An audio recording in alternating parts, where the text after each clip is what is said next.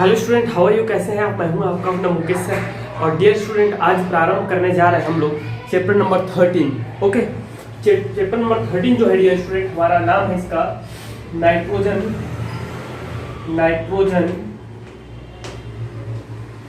युक्त कार्बनिक यौगिक। ठीक है, ऑर्गेनिक कंपाउंड्स कंटेनिंग नाइट्रोजन। तो डियर स्टूडेंट, आज की क्लास में हम लोग पूरा जो है इसका बेसिक आईयूपीएसी नेम, साधारण नेम, उसके साथ साथ हम लोग इसमें इसका भौतिक रासायनिक गुण भी देखेंगे, बनाने के कुछ महत्वपूर्ण ठीक है, जैसे कि आपका हमारा है हाफ मैन ब्रोमाइड अभिक्रिया है, ठीक है, और 2-3 रिएक्शंस है, देखेंगे सबको। और उसके साथ साथ हम इसमें इसके रासायनिक गुण स्पेशली महत्वपूर्ण है आता है। ठीक है, तो लेट्स स्टार्ट डियर स्टूडेंट, देखते हैं। तो ऐसे कौन कौन से कार्बनिक यौगिक है जिसमें नाइट्रोजन रहता है, ठीक है, देखते हैं। जैसे कि आप सबने देखा होगा CN, ठीक है, आपका NC, NO2, बताता हूं मैं सारी चीजों को आराम से टिप से हम लोग पढ़ाई करेंगे। ओके डियर, तो क्या होता है कि आपको सब कुछ मैं पढ़ा चुका हूं, बेसिक से पढ़ा चुका हूं। आईयूपीएसी नाम के बारे में ज्यादा जानना है मेरे भाई, तो सीधे 1.25 घंटे का क्लास बना दिया हूं मैं, पूरा BSc फाइनल ईयर तक, MSc तक, सब तक काम आएगा, ऐसा बहुत जबरदस्त। ओके, तो क्या होता है, किसी भी कार्बनिक यौगिक का जो मुख्य गुण होता है, रासायनिक गुण, वह केवल और केवल उसके क्रियात्मक समूह के कारण आता है। क्योंकि आप देखिए, इन दोनों को देखिए, इन दोनों में क्या डिफरेंट है ये बताइए मुझे। दोनों में कोई डिफरेंट नहीं, बिल्कुल भी नहीं है सर, ठीक है। बट यहाँ पे जब मैं OH लगा देता हूँ और यहाँ पे जब CN लगा देता हूँ, दोनों में बहुत डिफरेंट हो जाता है। That is alcoholic group and that is cyanide group, ठीक है, बहुत ज्यादा डिफरेंट हो जाता है, बस इतना के कारण। तो जो मेन उसका प्रॉपर्टीज आते हैं, केमिकल प्रॉपर्टीज आते हैं, उसके प्रॉपर्टीज आते हैं, दैट इज उसके साथ जो आपका क्रियात्मक समूह फंक्शनल ग्रुप रहता है उसके कारण आता है, ठीक है। तो ऐसे बहुत सारे यौगिक है, कार्बनिक यौगिक है, जिसमें हमारा क्रियात्मक समूह में, ठीक है, इसका इंट्रो ऐसे लिख सकते हो आप कि ऐसे कार्बनिक यौगिक जिनके क्रियात्मक समूह में नाइट्रोजन परमाणु होता है, तो उन्हें जो है हम लोग नाइट्रोजन युक्त कार्बनिक यौगिक कहते हैं। फिर बात समझ में आ रही है? जैसे कि है साइनाइड, आइसोसाइनाइड, नाइट्रो, और यह है आपका नाइट्राइट, क्या नाइट्राइट। और इसी के साथ आता है डियर स्टूडेंट, हमारा जो आज पूरा इस चैप्टर का मेन पार्ट है वो है एमीन। क्या है? एमीन। ओके, तो एमीन आता है, एमीन, तो इसको हम लोग बोलते हैं प्राथमिक एमीन, ठीक है। और ये कहलाता है डियर स्टूडेंट हमारा, ये कहलाता है द्वितीयक एमीन, और ये कहलाता है आपका तृतीयक एमीन। बताएंगे इसको, ठीक है। प्राथमिक एमीन, द्वितीयक एमीन क्या है, सब कुछ एकदम आराम से डीप से हम लोग पढ़ाई करेंगे। दैट इज द तृतीयक एमीन। तो प्रारंभ करते हैं हम कहां से भैया? साइनाइड और आइसोसाइनाइड से। थोड़ा सा इंट्रो पार्ट है, यार कुछ नहीं है इसमें, कुछ ये विशेष नहीं है, बस थोड़ा सा जानना है इसका। आईयूपीएसी नंबर जान लीजिए, उसके बाद इसमें कुछ नहीं रखा है। मैं जो CBSE NCERT में दिया हुआ है वही चीज पढ़ाऊंगा पूरा का पूरा, ठीक है। तो हमें एमीन पूरा पढ़ना है डियर स्टूडेंट। CN, इसे कहा जाता है साइनाइड। क्या कहा जाता है? साइनाइड ग्रुप कहते हैं, साइनाइड समूह कहा जाता है, क्रियात्मक समूह साइनाइड कहा जाता है, ठीक है। जब इसका हम लोग साधारण नाम लिखते हैं, तो साधारण नाम लिखते समय एल्किल, क्या चीज? एल्किल समूह का नाम लिखने के पश्चात उसमें लगा देते हैं क्या चीज? साइनाइड। क्या लगा देते हैं? साइनाइड लगा देते हैं, ध्यान रखिएगा। और आईयूपीएसी नाम लिखते समय हम लोग एल्केन, ठीक है, एल्केन, और एल्केन के पास बाद लगा देते हैं हम लोग नाइट्राइल। क्या लगा देते हैं? नाइट्राइल। अब ये एल्किल और एल्केन में थोड़ा सा ध्यान इस बात का रखिएगा, क्या चीज? एल्केन जैसे मैं लिख दिया हूं, है कि नहीं? एल्केन लिख दिया सीधा। अब अगर हम संतृप्त जो है बॉन्ड रहेगा भैया, तब तो एल्केन होगा। अगर असंतृप्त डबल और ट्रिपल बॉन्ड होगा तो उस केस में तो नहीं होता है ना, उस केस में तो एल्किन और एल्काइन होता है ना भाई। तो उसके लिए, इन सभी चीजों के लिए आपको कहाँ जाना पड़ेगा, मैं बता देना 1.25 घंटे का बना हुआ है। और मैं वैसे भी आपको हर एक चैप्टर को पढ़ाते हुए आ रहा हूँ, तो मुझे उम्मीद है कि आप सब कुछ समझ गए होंगे। तो कुछ एग्जांपल्स देख लेते हैं डियर स्टूडेंट, जिसकी यहाँ लिख देता हूँ मैं सूत्र, यहाँ लिख देता हूँ साधारण नाम, ठीक है, और यहाँ लिख देता हूँ आयुपेक नाम। तो जस्ट लाइक है, ये देखिए आप लोग, ये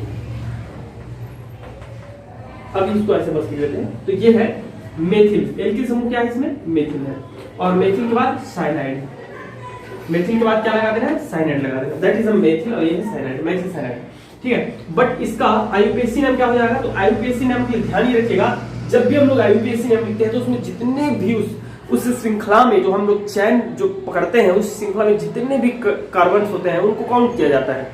तो यहाँ हमारा 2 कार्बन है, तो 2 कार्बन होगा तो एथ हो जाएगा, क्या हो जाएगा, एथ। और यहाँ पे डियर स्टूडेंट हमारा क्या है, संतृप्त बॉन्ड है, क्या है आपका, सिंगल बॉन्ड है। तो सिंगल बॉन्ड है भाई, एथेन हो जाएगा, एन लग जाएगा, ठीक है। तो इसका नाम हो जाएगा एथेन नाइट्राइल, क्या हो जाएगा, एथेन नाइट्राइल, ठीक है, नाइट्राइल हो जाएगा। इसी प्रकार डियर स्टूडेंट अगर मैं बात करूं CH3 CH2 CN की, तो इसका नाम हो जाएगा, इतना को देख लीजिए क्या है, एल्किल, क्या समूह है, ethyl, ethyl nitrile, ethyl nitrile, ठीक है, नाइट्राइल, एथिल नाइट्राइल। और इसका पूरा नाम हो जाएगा 1 2 3 थोड़ा, इसलिए propane nitrile, sorry ethyl cyanide और प्रोपेन नाइट्राइल हो जाएगा, ठीक है, नाइट्राइल। इसी प्रकार हम लोग एक और देख लेते हैं, जस्ट लाइक C6H5Cl, तो इसका नाम हो जाएगा आपका बेंजीन फेनिल साइनाइड, बेंजीन नहीं, फेनिल साइनाइड, ठीक है, फेनिल साइनाइड, ठीक है, साइनाइड, फेनिल साइनाइड। और आप इसका वो नाम हो जाएगा आपका बेंजीन मेथेन नाइट्राइल, आईयूपीएसी ने, ठीक है, नाइट्राइल ट्राइल। इस प्रकार तो आपको इतना अच्छे समझ में आया होगा, उम्मीद करता हूँ सबको अच्छे से, वेरी गुड भाई, ठीक है। अब बात कर लेते हैं थोड़ा सा, उसके बाद हम लोग प्रारंभ करेंगे, क्या चीज, हमारा एमीन प्रारंभ करेंगे। उसके पहले थोड़ा बात कर लेते हैं किसके बारे में, इस चीज के बारे में, एनसी के बारे में, एनसी, ठीक है। इसमें और इसमें डिफरेंट क्या है, ये देखो आप, इन दोनों में डिफरेंट क्या है। इसमें जो हमारा हाइड्रोकार्बन श्रृंखला जो जुड़ा होता है वह नाइट्रोजन से जुड़ा होता है, तो इसको हम लोग बोलते हैं आइसोसाइनाइड, क्या बोलते हैं, आइसोसाइनाइड कहा जाता है, क्या कहते हैं, आइसोसाइनाइड कहा जाता है, ठीक है। जबकि यह हमारा क्या कहलाता था, साइनाइड कहलाता था। तो साइनाइड में डियर स्टूडेंट हमारा जो कार्बन जो है वह हाइड्रोकार्बन से जुड़ा होता है, ठीक है, एल्किल समूह से जुड़ा होता है, जबकि यहाँ एल्किल समूह से जुड़ा होता है नाइट्रोजन, दोनों में डिफरेंट, ओके। इसको हम लोग बोलते हैं आइसोसाइनाइड। साधारण नाम लिखते समय बस क्या करना है, एल्किल के बाद सब कुछ सही यही रहने वाला है, एल्किल के बाद कर देना है आपको आइसोसाइनाइड, क्या कर देना है, आइसोसाइनाइड, ठीक है, आइसोसाइनाइड। और इसी प्रकार आईयूपीएसी नाम लिखते समय आपको क्या करना है, एल्केन आइसोनाइट्राइल, ओके। इन दोनों में एक संबंध होता है, देखो क्या होता है, मैं बता रहा हूं आपको, R C triple bond N, that is cyanide, R N double bond C, that is isocyanide. ये वास्तव में एक दूसरे के चलावैवी समवैता होता है, समवैता, ठीक है।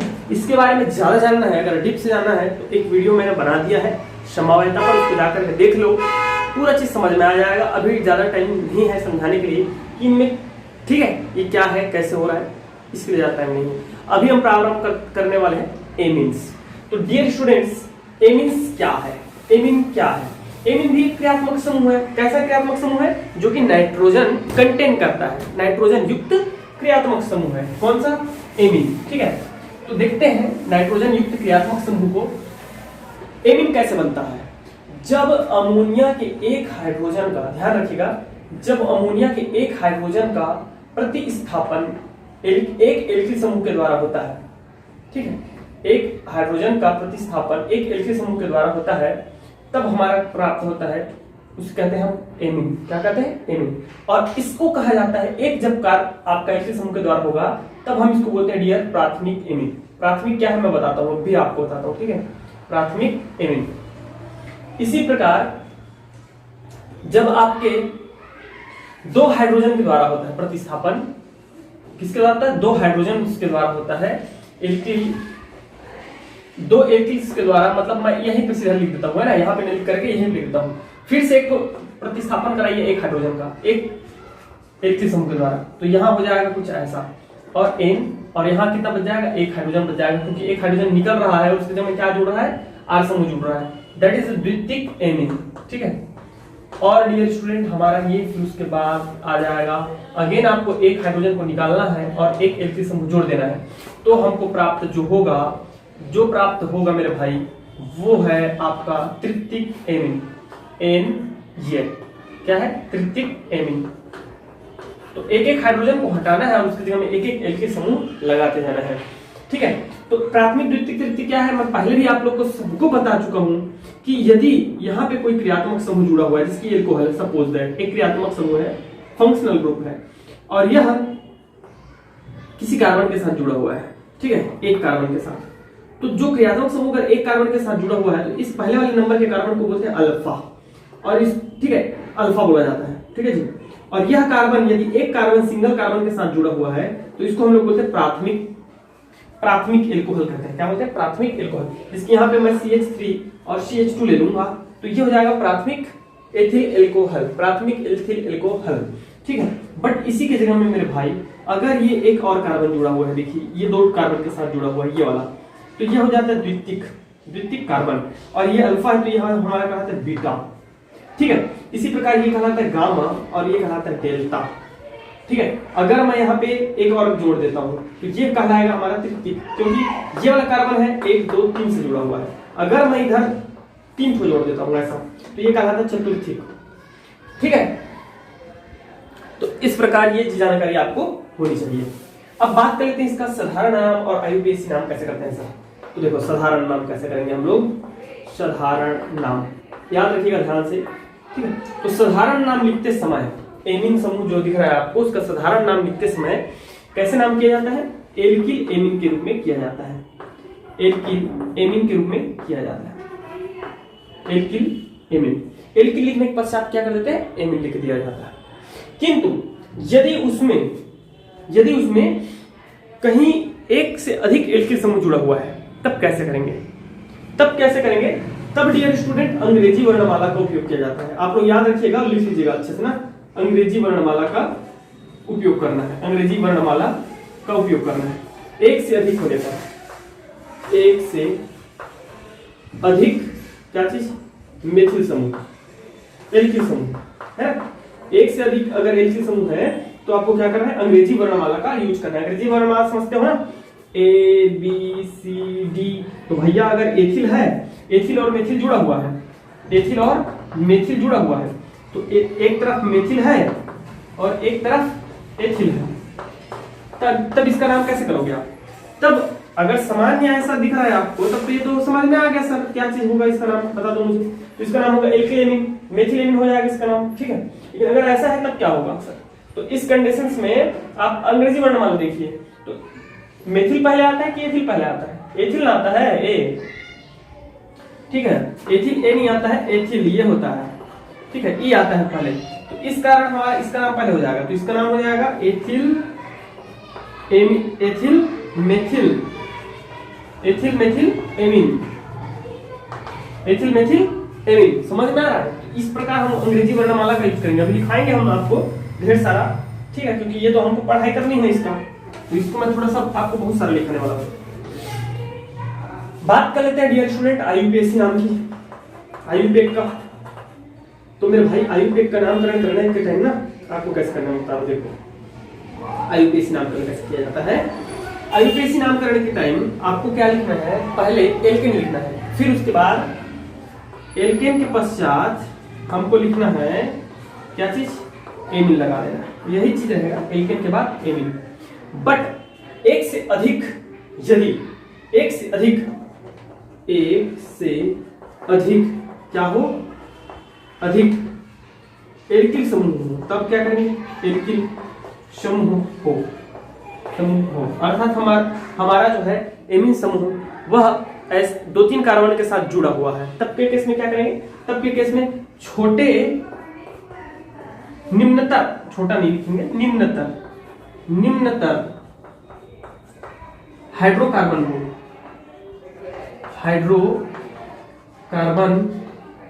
को एल्किल के रूप में, किसके रूप में, एल्किल के रूप में, और उच्चतर हाइड्रोकार्बन को लिख लेंगे ना, को एल्केन के रूप में लिखा जाता है। क्या लिखते हैं, एल्केन।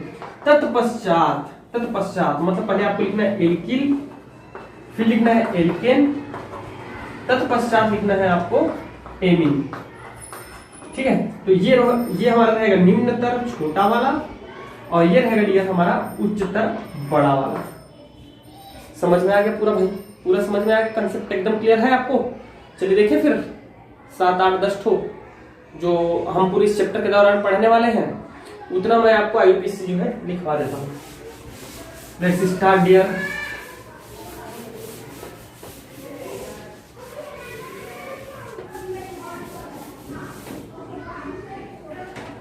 सूत्र, रासायनिक सूत्र, साधारण नाम, उसके बाद आयुर्वेद नाम।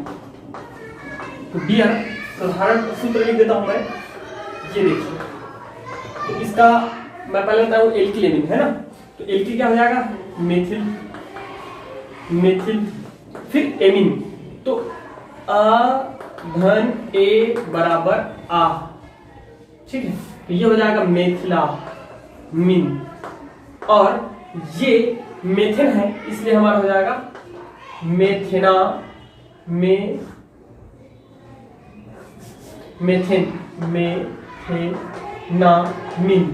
मेथेनामीन। ओके, इसी प्रकार डियर CH3 CH2 NH2 सबको पता है, एथिलामीन होगा, क्या होगा, एथिलामीन मीन बड़ा एक मात्रा होगा, आई थिंक एथिलामीन, मेथिलामीन, और ये हो जाएगा एथेनामीन, ठीक है, एथेनामीन। छोटा ही आना चाहिए कि बड़ा ही आना चाहिए, आप लोग देख लीजिएगा, ठीक है। उसके पश्चात प्रोपेलामीन, ये सबको समझ में आ रहा होगा। ये थोड़ा डिफरेंट देख लेते हैं, CH3 NH CH2H5।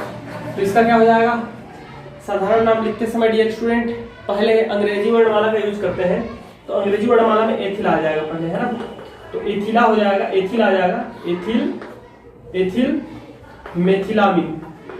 मेथिलामीन, ओके। और यहाँ हम यूज करते हैं निम्नतर उच्चतर, तो ये हो जाएगा मेथिल एथेनामीन, ओके, समझ में आ रहा है। इसी प्रकार ये देख लीजिए, सॉरी ये हो जाएगा, ओके, तो ये हो जाएगा डाइमेथिलामीन। जबकि यहाँ क्या होगा, इस केस में थोड़ा सा डिफरेंट होगा। इस केस में क्या होगा डियर, इस केस में क्या हो जाएगा हमारा, इस केस में हो जाएगा आपका मेथेनामीन, ओके, वेरी गुड। नेक्स्ट ये देखिएगा CH3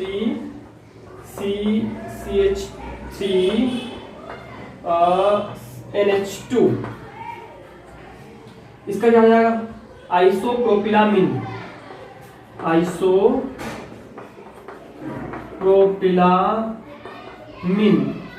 जबकि यहाँ क्या हो जाएगा, तो यहाँ बड़ा श्रृंखला चुनो, इधर क्रियात्मक समूह, तो इधर से नामकरण करो, तो फर्स्ट में मेथिल है, तो ये हो जाएगा 1 मेथिल 1 मेथिल पहले प्रतिस्थापी समूह का नाम, तो प्रतिस्थापी क्या है CH2 है, 1 मेथिल, फिर 2 को है कार्बन उस श्रृंखला में, इसलिए एथेनामीन, एथेनामीन। दैट्स क्लियर ना। अब इसी प्रकार हम लोग थोड़ा सा बेंजीन युक्त मतलब एरोमेटिक देख लेते हैं, एरोमेटिक एमिनो का नाम देख लेते हैं। तो ये है डियर स्टूडेंट हमारा सबसे फेमस एरोमेटिक, सबसे फेमस है एरोमेटिक, जिसको हम लोग इस प्रकार से लिखते हैं C6H5NH2, जिसका साधारण नाम है एनिलीन। क्या है? एनिलीन, याद रखिएगा, बहुत फेमस है एनिलीन,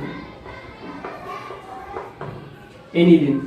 इसका आईयूपीएसी नाम होता है आपका बेंजेनामिन, बेंजेनामिन। ठीक है, इसको थोड़ा सा आप लोग नोट कर लीजिएगा। ठीक है, मैं मिटा रहा हूँ इसको, थोड़ा सा और बताना है आपको, एक आग दो जो प्रयुक्त होने वाले हैं यहाँ। ठीक है, इसी प्रकार डियर ये देखिए NH2CH3, इसको हम लोग बोलते हैं आपका 1 2। ठीक है, तो 2 मेथिल एनिलीन, एनिलीन, ओके, या टॉल्यूडिन, क्या बोलते हैं? टॉल्यूडिन, टॉल्यूडिन के नाम से भी जाना जाता है। इसका यूपीएससी नाम की बात करेंगे तो ये हो जाएगा आर्थो मेटा पैरा। ठीक है, तो ortho methyl benzenamine, ortho methyl benzenamine, benzenamine, okay. इसी प्रकार डियर स्टूडेंट हम बात करते हैं अगर इस चीज की, देखिएगा क्या है ये, तो इसका क्या नाम हो जाएगा? इसका हमारा साधारण नाम जो होता है वो 1 2 3 4 nitro aniline, 4 nitro aniline, okay. और आईयूपीएसी नाम हो जाएगा इसका डियर पैरा नाइट्रो बेंजेनामिन, बेंजेनामिन। क्लियर? तो इतना कम से कम आप लोग थोड़ा सा ध्यान में रखिएगा, ये प्रयुक्त होने वाले, ज्यादातर यूज होने वाले एमिन है, ओके। अब चलिए देखते हैं इसका बनाने की विधियां, कुछ महत्वपूर्ण आईएमपी विधि।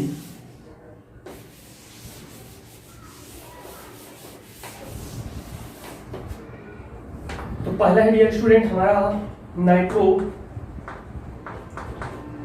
समूह युक्त कार्बनिक यौगिक से।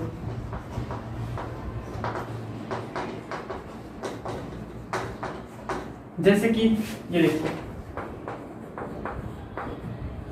ओके, या इसको मैं से एक काम करता हूं, CH3 CH2 NO2 aliphatic nitro कार्बनिक यौगिक है ये। ठीक है, आपका नाइट्रोएथेन, इसका हमें क्या करना है? अपचयन कराना है। तो अपचयन डियर स्टूडेंट होता है निकिल प्लेटिनियम की उपस्थिति में।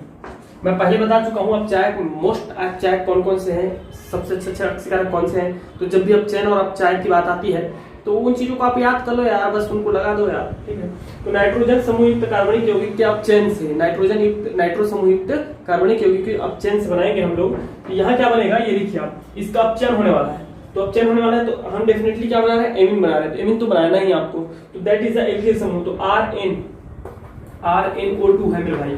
ठीक है, तो ये पहली बात तो RnH2 में कन्वर्ट होना चाहिए। रीजन क्या है कि हमको एमीन बनाना ही बनाना है।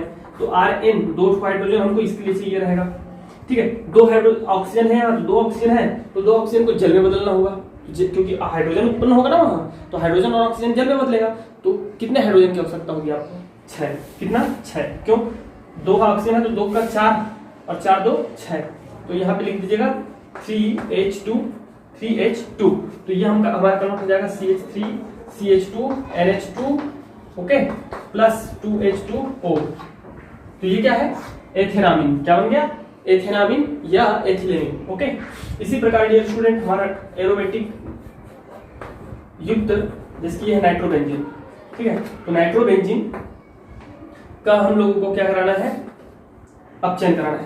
तो उसका अपचयन जो है हम लोग धातु अम्ल की उपस्थिति में, क्योंकि देखो धातु और अम्ल का क्या संबंध है? धातु और अम्ल का ऐसा संबंध है कि धातु, जब हम किसी भी धातु में अम्ल की अभिक्रिया कराते हैं तो हमेशा हाइड्रोजन गैस मुक्त होती है, सबको पता है। धातु वही है जो अम्लों के साथ क्रिया करने पर हाइड्रोजन गैस मुक्त करे। तो हाइड्रोजन जो मुक्त करेगा वो इसके साथ अपचयन की क्रिया में काम आएगा। तो कितने लगेंगी, 2 तो यहाँ है तो 3H2 लगेगा, ठीक है। तो ये क्या बन जाएगा हमारा, ये देखिए क्या बन गया। अब भी जस्ट इसका नाम बताया हूँ मैं जी, क्या बन गया बता दो मुझे, एनिलीन। व्हाट, एनिलीन, है ना भाई। तो ये एक महत्वपूर्ण रासायनिक अभिक्रिया। नेक्स्ट देखते हैं। नेक्स्ट डियर स्टूडेंट, साइनाइड और आइसोसाइनाइड के अपचयन से। साइनाइड और इसके आइसोसाइनाइड के अपचयन से। आइसोसाइनाइड के अपचयन से, अपचयन से, ठीक है। देखते हैं साइनाइड और आइसोसाइनाइड के अपचयन से कैसे बनता है। RCN, इसका आपको अपचयन कराना है, अपचयन कराना है। तो अगेन अपचयन किसकी उपस्थिति में होगा, निकेल, प्लेटिनियम आदि की उपस्थिति में। तो अपचयन जब कराओगे मेरे भाई तो कैसे बनेगा ये, RCH2NH2, ओके। तो आपको कितनी हाइड्रोजन की आवश्यकता हुई, 4। तो यहाँ मैं करा दूंगा 2H2। समझ में आ गया कि नहीं है कंसेप्ट, नहीं आया होगा तो देखो यार, CH3CN, नाम क्या हो जाएगा इसका, नाम क्या हो जाएगा भैया, नाइट्राइल के रूप में बोलो या साइनाइड के रूप में बोलो, मेथिल साइनाइड हो जाएगा, मेथिल साइनाइड हो जाएगा, या एथेन नाइट्राइल हो जाएगा, ठीक है। तो इसकी क्रिया हम लोग इससे कराएंगे निकेल प्लेटिनियम की उपस्थिति में। तो हमको मिल जाएगा CH3CH2NH2 एथेनामीन, ओके। इसी प्रकार हम क्या कराएंगे, अब जो है इसके साथ कराते हैं NC आइसोसाइनाइड के साथ, ठीक है, मेथिल आइसोसाइनाइड। तो मेथिल आइसोसाइनाइड के साथ जब कराएंगे डियर, तो मेथिल आइसोसाइनाइड के साथ जब आपका क्या कराया जाता है, अपचयन कराते हैं हम लोग, अपचयन कराएंगे तो ये कैसे बनेगा, ये देखो इधर ध्यान से देख लीजिएगा। CH3, ओके, CH3, फिर NH और CH3, क्या बन गया, क्या बन गया भाई बोलो, डाइमेथिल एमीन। बताया था ना बी जस्ट में, डाइमेथिल एमीन बन गया। तो ये है द्वितीयक एमीन और ये क्या है, प्राथमिक एमीन, प्राथमिक एमीन, और ये है द्वितीयक एमीन। एमीन में सब में बड़ा एक मात्रा आएगा यार, बड़ी का, ठीक है। उधर हम लोग आईपीएस में सब छोटे छोटे मात्रा लिख दिए थे, ठीक है। मेरा थोड़ा सा ना हिंदी में मात्रा का तो कभी कभी क्या है प्रॉब्लम हो जाता है, तो जब लिखते रहोगे ठीक ठाक ना, कंफ्यूजन नहीं होता तब तो एकदम सही चलता है। कंफ्यूजन जहाँ उत्पन्न हुआ तो फिर कंफ्यूजन हो जाता है, ओके। तो ये है हमारा dimethyl amine, dimethyl amine, dimethyl amine, okay dear. तो इस प्रकार इस चीज को आप लोग नोट कर लीजिए। इसके बाद देखते हैं एक महत्वपूर्ण रासायनिक अभिक्रिया, वो है थैलेम गैब्रियल थाइमाइड बोल रहा था मैं, हाफ मैन ब्रोमाइड अभिक्रिया आता है भैया, याद रखिएगा क्या चीज, हाफ मैन ब्रोमाइड अभिक्रिया। चलिए यहीं पे देख लेते हैं, लगे हाथ, ओके। क्या है, हाफ मैन ब्रोमाइड अभिक्रिया, half man bromide, half man अभिक्रिया भी बोलते हैं या हाफ मैन ब्रोमाइड अभिक्रिया बोलते हैं, ब्रोमाइड अभिक्रिया, ठीक है। नाम से आता है, नेम रिएक्शन ही है ये। तो हाफ मैन ब्रोमाइड अभिक्रिया में होता क्या है, देखो, किसी भी एसिटामाइड, जैसे कि एसिटामाइड, क्या, acetamide RCONH2, that is acetamide, अम्ल व्युत्पन्न, ठीक है। अम्ल की जब हम लोग अमोनिया के साथ क्या कराते हैं तब एसिटामाइड बनता है।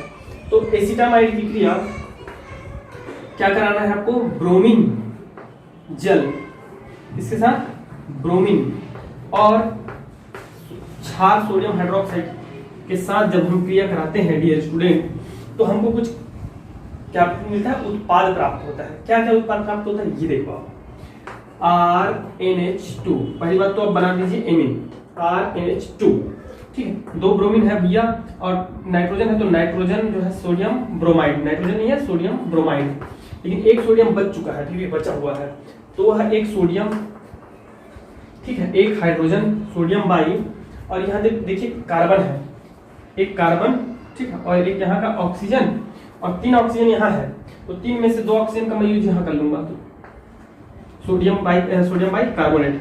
अब भी कुछ चीजें बची हुई है, आप देख नहीं पा रहे हो। RNH2 तो हो चुका है, हाइड्रोजन अभी कितना बचा है, 3 ठो, 3 हाइड्रोजन में से सिर्फ हमने 1 हाइड्रोजन यहाँ यूज किया है, मतलब 2 हाइड्रोजन बचा हुआ है। तो 2 हाइड्रोजन जो है और तो ये क्या बना लेगा, ऑक्सीजन बना लेगा, उस पर जल बना लेगा, जल के अणु। क्योंकि देखिए ना आप 3 ऑक्सीजन और 4 ऑक्सीजन है, तो 3 ऑक्सीजन यहाँ यूज हो गए, तो 1 ऑक्सीजन कहाँ जाएगा, तो जल कितना बनेगा। ठीक है, तो इस प्रकार आप डियर स्टूडेंट आप एरोमेटिक में भी इसी को आप रिप्रेजेंट कर सकते हो, एरोमेटिक में भी दिखाया जा सकता है। इसी को हम लोग क्या बोलते हैं, हाफमैन ब्रोमाइड अभिक्रिया। जब किसी अमाइड की अभिक्रिया ब्रोमीन जल एवं सोडियम हाइड्रोक्साइड क्षार की उपस्थिति में कराया जाता है तो प्राथमिक एमीन प्राप्त होता है। इसे हाफमैन ब्रोमाइड अभिक्रिया कहते हैं। इसे हाफमैन ब्रोमाइड कहने की एक विशेष कारण है कि इसमें ब्रोमाइड जो है सोडियम ब्रोमाइड प्राप्त होता है और एमाइड तो एसिटामाइड के साथ या किसी एमाइड यौगिक के साथ हम इसकी क्रिया कराते हैं। ठीक है, यहां भी आप बना सकते हो डेफिनेटली। तो आपको क्या प्राप्त हो जाएगा, एनिलीन प्राप्त होगा। क्या मिलेगा, एनिलीन मिलेगा, सोडियम हाइड्रोक्साइड। तो यहाँ आपको C6H5 में इसके जगह में क्या लिख दिया, C6H5 लिख दिया, NH2। ठीक है, जगह थोड़ा सा कम हो रहा था। एनिलीन ये भी है, अगर ये सब बनाओगे तो भी एनिलीन ही होगा। ठीक है, और साथ में हमको मिल जाएगा 2 sodium bromide, okay, plus sodium bicarbonate और H2O ये। ठीक है डियर स्टूडेंट, आप नोट कर लीजिएगा इसको। अब देखते हैं थैलामाइड अभिक्रिया, बेहतरीन मोस्ट टाइम आता है।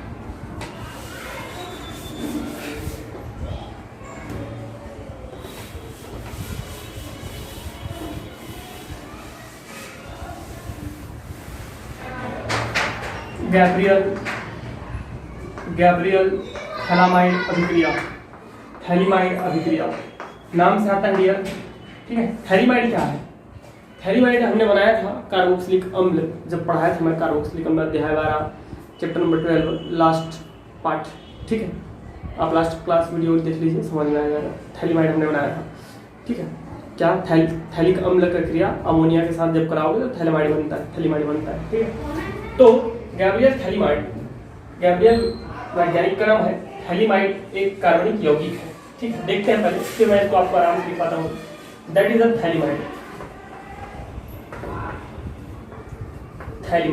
क्या है, थैलीमाइड, ओके। और ये हमारा थैलिक अम्ल, क्या थैलिक अम्ल। ठीक है, थैलीमाइड की क्रिया हम लोग potassium hydroxide, alcoholic potassium hydroxide के साथ जब कराते हैं। ठीक है, एल्कोहलिक पोटेशियम हाइड्रोक्साइड के साथ जब कराते हैं तो और गर्म करते हैं, क्या करते हैं, गर्म करते हैं, तो जल जो है निष्कासित हो जाता है, जल के अणु निष्कासित हो जाता है और हमें नया, ये देखिए NH2 निकल जाएगा। अगर मैं इसी को ऐसे लिख देता हूँ तो मुझे लगता है आपको समझ में आ जाएगा। ये देखिए पोटेशियम हाइड्रोक्साइड भी है ये, चलो भैया छोड़ो, तो HHO 2H निकल जाता है, H2O निकल जाता है। ठीक है, ये क्या बन जाएगा हमारा, ये बन जाता है डियर NK। क्या लिख दिया हूं मैं, एकदम सही लिख दिया हूं मैं। पोटेशियम धनावेश होता है क्योंकि यहाँ पे हमारा आंशिक रूप से धनावेश, आंशिक रूप से ऋणावेश होता है, आंशिक रूप से ऋणावेश, आंशिक रूप से धनावेश। तो इस चीज का प्रतिस्थापन करके ये जुड़ता है, हाइड्रोजन को प्रतिस्थापित करके जुड़ता है, तो धनावेश रहता है, ऋणावेश रहता है, तो पोटेशियम लवण बनाता है। थैलीमाइड का पोटेशियम लवण बनाता है। अब यह पोटेशियम लवण, थैलीमाइड का पोटेशियम लवण जो है वह डियर स्टूडेंट, इसकी क्रिया हम एल्किल हाइड्राइड के साथ कराते हैं। किसके साथ, एल्किल हाइड्राइड के साथ। तो इसमें क्या होता है, हमारा पोटेशियम जो है, पोटेशियम हाइड्राइड बाहर निकल जाता है। पोटेशियम हाइड्राइड क्या होता है, बाहर निकल जाता है। तो पोटेशियम हाइड्राइड बाहर निकलेगा तो फिर क्या बनेगा, पोटेशियम को कौन विस्थापित कर दिया, एल्किल समूह प्रतिस्थापित कर दिया, है ना। पोटेशियम को कौन प्रतिस्थापित कर दिया, एल्किल समूह प्रतिस्थापित कर दिया। तो CO और हमारा यहाँ जाएगा, क्या चीज बता दीजिए मुझे, यहाँ जाएगा NR। ठीक है, K जो है निकल गया, K निकल गया X के साथ बाहर। इसको बोलते हैं N एल्किल थैलीमाइड। अब इसका हम लोग जल अपघटन कराते हैं, H2O 2H2O। तब हमको क्या प्राप्त होता है, ये देखिए CO फाइनल है, ये फाइनल समझ में आया? COOH, COOH मैं बता देता हूँ आपको कैसे हुआ, क्या हुआ, ठीक है। Plus RNH2 alkyl amine. कैसे बना एल्किल एमीन? ये देखिए RNH2, 2 हाइड्रोजन यहाँ का आ गया, 2 हाइड्रोजन, फिर भी 2 हाइड्रोजन बचा है और 2 ऑक्सीजन बचा है। तो मेरे भाई एक ऑक्सीजन यहाँ, एक ऑक्सीजन यहाँ, एक हाइड्रोजन यहाँ, एक हाइड्रोजन यहाँ बन गई है। दैट इज अ थैलिक अम्ल। लेकिन हमारा इवेन कंपाउंड नहीं है थैलिक अम्ल, ये नहीं बनाना था हमको, हमें बनाना था ये। तो बन चुका है क्या चीज? शुद्ध प्राथमिक एमिन, शुद्ध प्राथमिक एमिन। तो ये शुद्ध प्राथमिक एमिन बनाने का सबसे अच्छा तरीका है क्या चीज? गैब्रियल थैलेमाइड अभिक्रिया। तो इसमें करते हैं क्या है? गैब्रियल थैलेमाइड अभिक्रिया में थैलीमाइड का एल्कोहलीय पोटेशियम हाइड्रोक्साइड के साथ जब अभिक्रित कराते हैं एवं गर्म करते हैं तो थैलीमाइड का धनात्मक पोटेशियम लवण प्राप्त होता है, ठीक है। जिसका एल्किल हैलाइड के साथ क्रिया कराने पर, एल्किल हैलाइड क्रिया के साथ क्रिया कराने पर एन एल्किल थैलीमाइड प्राप्त होता है, एन एल्किल थैलीमाइड प्राप्त होता है। इस एन एल्किल थैलीमाइड का डियर स्टूडेंट जब जल अपघटन कराया जाता है तो हमें शुद्ध प्राथमिक एमिन प्राप्त होता है। ये पूरा जो है आपको लिखनी है। दैट्स क्लियर बन रहा है भाई? एक ठो बस और देख लेते हैं बनाने की प्रक्रिया में क्या है वो? स्मिट अभिक्रिया। क्या है? स्मिट अभिक्रिया। स्मिट अभिक्रिया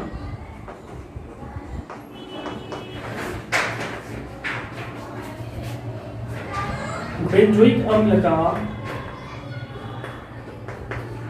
हाइड्रोजोइक अम्ल के साथ, ये पहली बार सुन रहे होंगे आप लोग, हाइड्रोजोइक अम्ल, अमोनिया नहीं है ना, मैं गलती से मैं लिख दिया हूँ उसको, हाइड्रोजोइक अम्ल ही है ये, हाइड्रोजोइक अम्ल कहते हैं, ठीक है। अमोनिया NH3 होता है और ये जो है HN3 होता है। तो कंफ्यूज नहीं हो रहा है, सही लिखा हूँ मैं, गलती नहीं की हूँ कहीं नहीं। की क्रिया सल्फ्यूरिक अम्ल के साथ, शांत सल्फ्यूरिक अम्ल के साथ 50 to 55 डिग्री सेल्सियस पर जब अपकृत कराया जाता है तो क्या प्राप्त होता है? एनिलीन प्राप्त होता है, C6H5NH2, यहाँ का एक N, ठीक है डियर, और एक यहाँ का H, एक यहाँ का H, NH2 एनिलीन हो गया। तो ये बच जाएगा कार्बन डाइऑक्साइड और यहाँ बच जाएगा दोस्तों नाइट्रोजन गैस। इस प्रकार तो हमें प्राप्त हो जाता है क्या चीज? एनिलीन। ओके, एनिलीन प्राप्त हो जाता है, एनिलीन। समझ में आ गया? तो बस एक काम करते हैं, आज की क्लास में इतना ही करते हैं। नेक्स्ट क्लास में डियर स्टूडेंट देखिए, ये जो चैप्टर है वो 4 भाग में बनेगी, 4 पार्ट। फर्स्ट हो गया, सेकंड पार्ट में मैं इसका भौतिक रासायनिक गुण और इसकी क्षारीयता प्रकृति को समझा दूंगा, पूरा कंसेप्ट, ठीक है। थर्ड पार्ट में हम लोग देखेंगे क्या चीज? मोस्ट एमपी रासायनिक अभिक्रियाएं जितने भी होंगी उसको। फोर्थ में देखेंगे डायजोनियम लवण, ठीक है। तो आज की क्लास में बस इतना ही। Thank you very much and best of luck.